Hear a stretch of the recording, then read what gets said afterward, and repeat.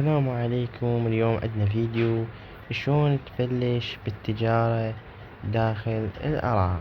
كل ما عليك تحتاج تطبيق واحد، هو تطبيق فتشي. هو هذا وين التطبيق فتشي، هذا وين التطبيق فتشي. اول ما منين تنزله اكتب اول شي على المتجر، بس تكتب فد شي راح يطلع لك هو هذا وينه. هذا وينه تنزله.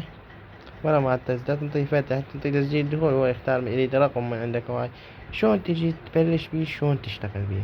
هاي عندك المنتجات، مثل تريد هذا المنتج، مثل هذا المنتج قايل لك سعر الجملة 66,000. انت شلون تنطي اذا تريد واحد مثل تبيع عليه، تضيفه للسلة. ضفته للسلة، ورا ما ضفته للسلة مثل هذا حددنا. هاي مرة واحد تنطيه إتمام عملية الشراء، تجعل هاي حددتها. مثل يقولك سعر الزبون، إذا تريد سعر الزبون تبيع للزبون من 75,000 إلى 90,000. مثل أنت تريد تبيع للزبون ب80,000، خليه هيج صفرين. هل إتمام عملية الشراء بس ثواني. هذا تنطي إتمام عملية الشراء، تنطي سعر الزبون. مثل انت تريد تبيعها للزبون بيش ب80، تنطي 80.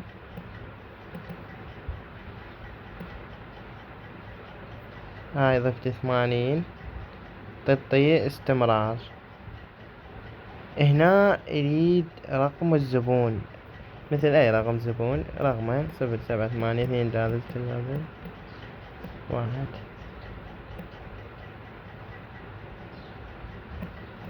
طلعت لك هيج. هنا تضيف رقم الزبون، هنا رقم الزبون اذا عندك يعني. تنطي المحافظة مالته، تنطي المنطقة، تنطي عنوان الزبون، ملاحظات. ورا ما هاي تنطي حفظ الزبون، راح يطلع لك، راح يرسل له. اول ما يصل الطلب للزبون راح يجيك الارباح. ومثل ما تشوفون هسه طلعتكم ارباحي. هاي اني اكو واحد وصلته طلب عن طريقه، هاي 6000 اجتنا ارباح، سحبتها 6000 وطلعتكم على المحفظة زين كاش. هاي وينها مثل ما تشوفون هاي الرسالة بالساعة قبل شوية جتني ب11. شوفوا 6000 دينار تجي على المحفظة. انطب. وإذا تريدون السحب شلون أساعدكم. مثل ما تشوفون 6000 واصلتني هاي 140 دينار عنده قديمة. إذا تريد السحب تجي أول ما تدخل على التطبيق،